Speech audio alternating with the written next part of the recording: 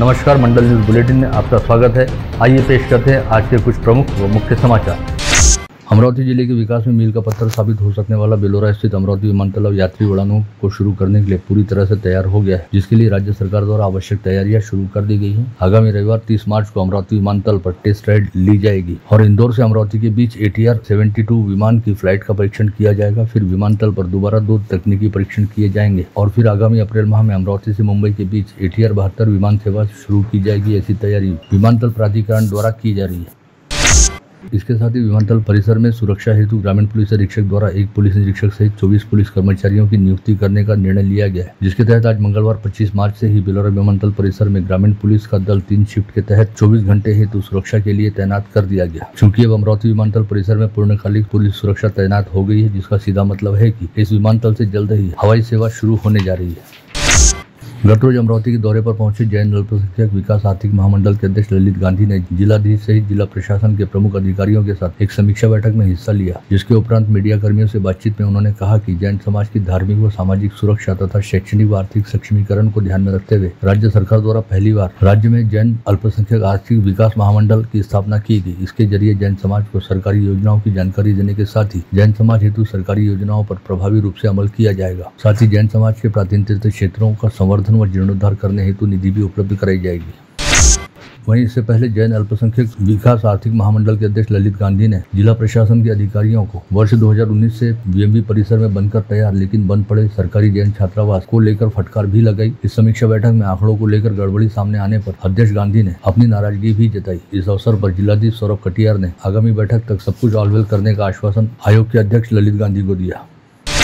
जैन अल्पसंख्यक विकास आर्थिक महामंडल के अध्यक्ष होने के साथ ही महाराष्ट्र चेंबर ऑफ कॉमर्स के अध्यक्ष रहने वाले ललित गांधी से गत रोज जिलाधीश कार्यालय के राजस्व भवन में व्यापारियों व उद्योजकों ने भी मुलाकात करते हुए उनके संग बैठक की और बैठक में उपस्थित व्यापारियों व उद्योजकों ने ललित गांधी के समक्ष अपनी समस्याएं रखी, जिन्हें सुनने के उपरांत ललित गांधी ने आश्वस्त किया कि सभी व्यापारियों व उद्योजकों की समस्याओं को सरकार तक पहुँचाने के साथ ही उन समस्याओं को हल करने के लिए वे पूरी तरह से प्रतिबद्ध है और व्यापारियों की ओर से मिले सुझावों पर जल्द अमल करने का प्रयास किया जाएगा। जैन अल्पसंख्यक विकास आर्थिक महामंडल के अध्यक्ष ललित गांधी के हाथों गत रोज गांधी चौक स्थित ओम फटाका भंडार के ऊपर बनाए गए मौलाना आजाद अल्पसंख्यक आर्थिक विकास महामंडल के कार्यालय का फीता काटकर औपचारिक उद्घाटन किया गया और कार्यालय के नाम फलक का लोकार्पण भी किया गया। इस समय जिलाधीश सौरभ कटियार सहित अभिनंदन पेंडारी व संजय मनोत उपस्थित थे। जिले के मिनी मंत्रालय के तौर पर पहचान रखने वाली जिला परिषद के वर्ष 2024-2025 के 28 करोड़ 68,91,649 रुपए के संशोधित तथा वर्ष 2025-2026 हेतु 29 करोड़ 72,87,040 रुपए के मूल बजट को गत रोज जिला परिषद के मुख्य कार्यकारी अधिकारी व प्रशासक संजीता महापात्र ने जिला परिषद के विभाग प्रमुखों की सभा में पेश किया, जिसे इस बैठक में मंजूरी दी गई। जिला परिषद द्वारा पेश किए गए इस बार के बजट में स्वास्थ्य, कृषि, सिंचाई व रोजगार व्यवस्था सहित नावीन्यपूर्ण योजनाओं पर विशेष जोर दिया गया है। साथ ही महिला व बाल कल्याण एवं पिछड़ा वर्ग से संबंधित योजनाओं पर जिला परिषद प्रशासन अच्छा खासा मेहरबान होता दिखाई दिया। मध्य रेलवे के भुसावल डिवीजन के मसावद स्टेशन पर अप और लूप लाइन का 714 मीटर से बढ़ाकर 756 मीटर तक विस्तारीकरण किया जा रहा है। साथ ही गली बढ़ाने के लिए यार्ड की पुनर्रचना का काम शुरू किया गया है। इस कारण इंटरलॉकिंग काम व ब्लॉक लिया गया है। ऐसे में बडनेरा नासिक रोड व Nashik road Badnera MEMU train बुधवार 26 मार्च तक रद्द की गई है। दिवंगत सूर्यकांता देवी रामचंद्र पोटे राज्य स्तरीय उत्कृष्ट साहित्य पुरस्कार आज सुबह पोटे शिक्षा ग्रुप के कार्यालय में आयोजित समारोह में प्रदान किए गए। वरिष्ठ साहित्यकार रमाकांत कोलते को साहित्य वृत्ति, अमरावती के विशाल मोहोड़ को उत्कृष्ट उपन्यास, जालना के प्रभाकर शेलके को उत्कृष्ट कहानी संग्रह, वर्धा के विनोद राउत को वैचारिक साहित्य एवं मुंबई के विद्या निकम को ग्रंथ के लिए पुरस्कृत किया गया।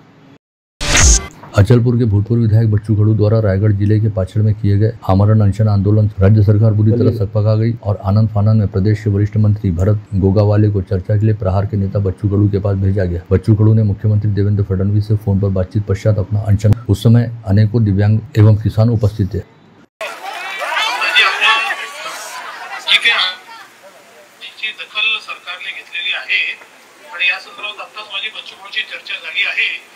एप्रिलच्या पहिल्या आठवड्यामध्ये याची एक आपण नीट मीटिंग करू आणि सगळे अधिकारी त्या ठिकाणी उपस्थित ठेवू आणि जे काही निर्णय करायचे त्या बैठकीमध्ये आपण करू निर्णय। एप्रिलच्या पहिले 1-2 तारखेला घेतले तर फार समजा। हा शक्यतो मी 1-2 तारीखच करतो, पण पहिल्या हप्त्यात कुठले आले फक्त सकारात्मक घ्या, त्यांचा आशीर्वाद घ्या दिव्यांगाचा। पवित्र भूमीमध्ये या दिव्यांगांसाठी बच्चू भाऊंनी हे आंदोलन केलं आणि या मुख्यमंत्र्याला देखील दखल घ्यावी लागली। एक हात वर करून देश का नेता कैसा हो। जिला परिषद के मुख्य कार्यकारी अधिकारी संजीता महापात्र की संकल्पना के तहत जिले की 14 तहसीलों में स्थित जिला परिषद शालाओं में पढ़ने वाले मेधावी छात्र छात्राओं हेतु दिल्ली ट्रिप का नियोजन आज 25 मार्च से किया गया है। यह ट्रिप 28 मार्च तक चलेगी। इस ट्रिप के तहत 28 मेधावी छात्र छात्राओं को आज 4 शिक्षकों के साथ दिल्ली की शैक्षणिक सहल पर रवाना किया गया। आज सुबह प्राथमिक शिक्षा अधिकारी कार्यालय से विद्यार्थियों व शिक्षकों के जत्थे को जिला परिषद सीईओ संजीता महापात्र ने हरी झंडी दिखाकर रवाना किया। अमरावती तहसील के कई किसानों का वन्य प्राणियों द्वारा किए जाने वाले उत्पाद की वजह से खेतों व फसलों का बड़े पैमाने पर नुकसान हुआ, लेकिन वनपाल व वन परिक्षेत्र अधिकारी की लापरवाही के चलते किसानों की नुकसान भरपाई के सैकड़ों आवेदन नामंजूर हुए। इस आशय का आरोप लगाते हुए शिवसेना के प्रकाश मारोटकर के नेतृत्व में किसानों ने मुख्य वन संरक्षक कार्यालय पर मोर्चा निकाला तथा जवाबदार अधिकारियों पर कार्रवाई करने व किसानों को नुकसान भरपाई दिए जाने की मांग करते हुए ऐसा नहीं होने पर तीव्र आंदोलन करने की चेतावनी दी।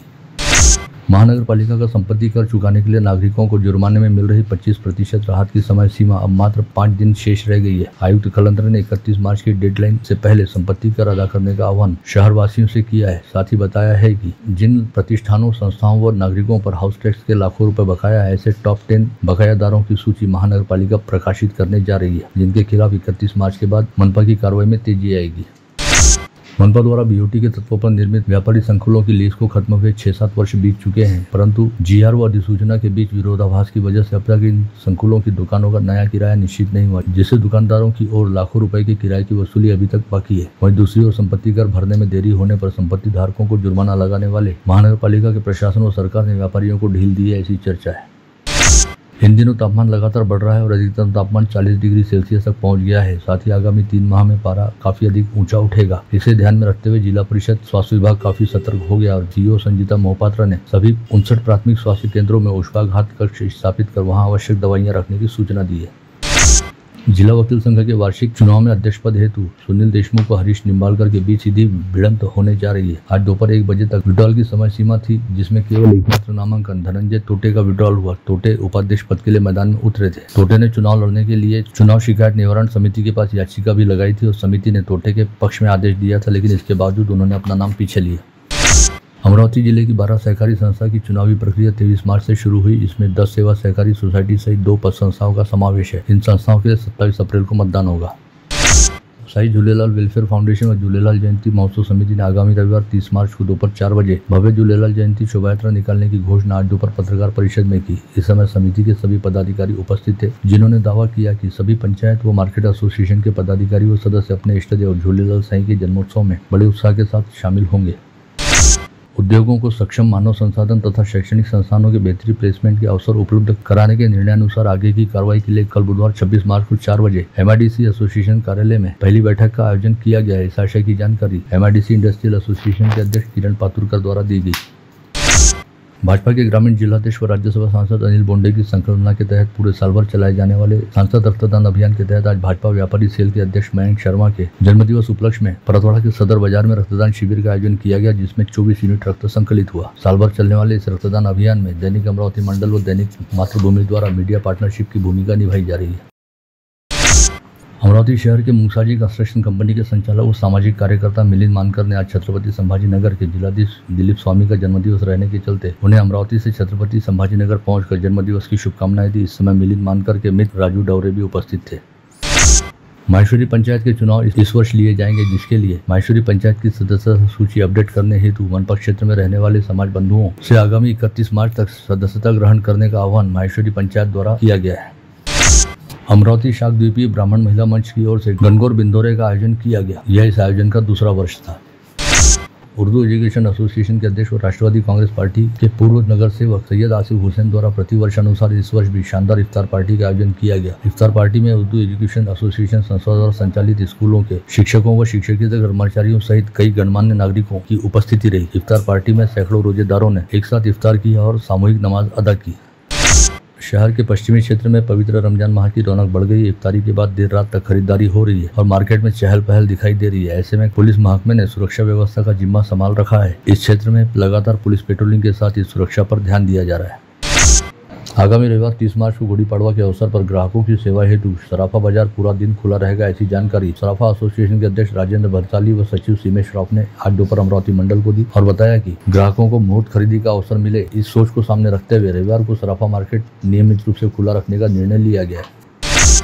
गत रोज धामनगांव रेलवे स्टेशन के निकट मालगाड़ी के सामने आकर आत्महत्या कर लेने वाले संतोष गोरे द्वारा मृत्यु से पहले लिखी गई सुसाइड नोट आखिरकार सामने आ गई। इस सुसाइड नोट में दर्ज 34 लोगों के नाम भी उजागर हो गए, जिन्हें संतोष गोरे ने अपनी मौत के लिए जिम्मेदार बताया है। इस सुसाइड नोट में एक प्राचार्य व एक वकील के साथ ही 10 महिलाओं सहित कुल 34 लोगों के नाम दर्ज हैं। इस बीच बडनेरा जीआरपी के थानेदार मुंडे द्वारा दी गई जानकारी के मुताबिक संतोष गोरे द्वारा अपनी सुसाइड नोट में उल्लेखित सभी 34 लोगों के खिलाफ बीएनएस की धारा 108 व 3/5 के तहत आपसी मिलीभगत करते हुए आत्महत्या हेतु उकसाने का मामला दर्ज किया गया है। हालांकि अभी तक इस मामले में किसी की गिरफ्तारी नहीं हुई। वहीं अब बडनेरा जीआरपी का एक दल यवतमाल जाकर सभी आरोपियों के बयान दर्ज करेगा। वहीं इस बीच कल देर शाम धामनगांव के ग्रामीण अस्पताल में पोस्टमार्टम की प्रक्रिया पूरी होने के बाद संतोष गोरे का शव उनके परिजनों के हवाले कर दिया गया और शव को धामनगांव से रात के वक्त यवतमाल लाकर उनकी अंतिम यात्रा निकाली गई तथा रात करीब 2 बजे संतोष गोरे के शव पर अंतिम संस्कार किया गया।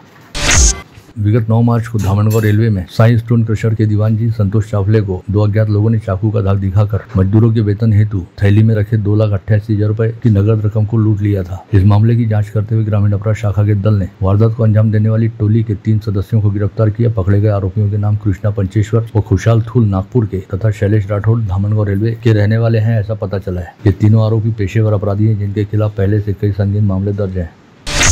मंगलवार की सुबह 11 बजे दरियापुर के अकोला रोड स्थित सोमानी जिनी के पास कपास से भरे ट्रक को अचानक आग लग गई। देखते ही देखते आग ने भीषण रूप धारण कर लिया, जिसके चलते इस मार्ग का यातायात बाधित हो गया। दमकल कर्मियों ने अथक परिश्रम कर आग पर काबू पाया। दरियापुर तहसील के शाहपुर मौली गांव के खेत शिवार में ट्रैक्टर पलटने से खेतीहर मजदूर की नीचे दबकर मौत हो गई। यह घटना रविवार 23 मार्च को घटित हुई। मृतक मजदूर का नाम नामदेव मालवे पता चला है। राजापेट पुलिस के दल ने गदरी चौक में हाथ में चाकू लेकर दहशत मचा रहे शहजाद बेग अख्तर बेग नामक लालखड़ी परिसर निवासी युवक को गिरफ्तार किया और उसके खिलाफ कार्रवाई की। चांदू रेलवे वन परिक्षेत्र के जलका बीट के निकट एक खेत के 50 फीट गहरे कुएं में 1.5 वर्षीय नर तेंदुआ अमृत अवस्था में बरामद हुआ। यह घटना सोमवार की दोपहर 12 बजे के दौरान उजागर हुई। वन विभाग के अधिकारियों और कर्मचारियों ने मृत तेंदुए को कुएं से बाहर निकालकर उसका पोस्टमार्टम किया और उसके शव का अंतिम संस्कार किया। पैरोल पर छूटने के बाद आजीवन कारावास का कैदी फरार होने की घटना धामनगांव रेलवे तहसील में उजागर हुई। फरार कैदी भीमराव अवथरे के खिलाफ तलेगांव दशासर पुलिस ने 23 मार्च की रात मामला दर्ज किया। बडनेरा थाना क्षेत्र के साईनगर के एक मकान का ताला तोड़कर शातिर चोर ने 4,92,000 रुपये मूल्य के 62 ग्राम के सोने के आभूषण चुराए। साथ ही एक अन्य मकान से 1 लाख रुपए का वायर चुराया गया। उमरखेड़ के सरकारी छात्रावास में रहकर शिक्षा लेने वाली कक्षा 11वीं की छात्रा पर बस चालक ने नागपुर ले जाकर अत्याचार किया रहने का मामला उजागर हुआ। इस मामले में बस चालक विट्ठल कदम को उमरखेड़ पुलिस ने गिरफ्तार किया। अकोला के खदान थाना क्षेत्र में आने वाले जेतवन नगर परिसर में रविवार की रात हुई करण शीतले की हत्या मामले में पुलिस ने 4 आरोपियों को सोमवार को गिरफ्तार किया। पकड़े गए आरोपियों के नाम श्रावण मस्के, प्रशीक जावले, निखिल कामले व संगम सोन कामले बताए गए। इस मामले में 3 नाबालिगों का भी समावेश है। बुल्डाना जिले में कार व दुपहिया के बीच आमने सामने हुई भिड़ंत में एक युवक की मौत हो गई। यह हादसा विवाह समारोह से वापस लौटते समय घटित हुआ। मृतक युवक का नाम माधव नालेगांव का बताया गया है।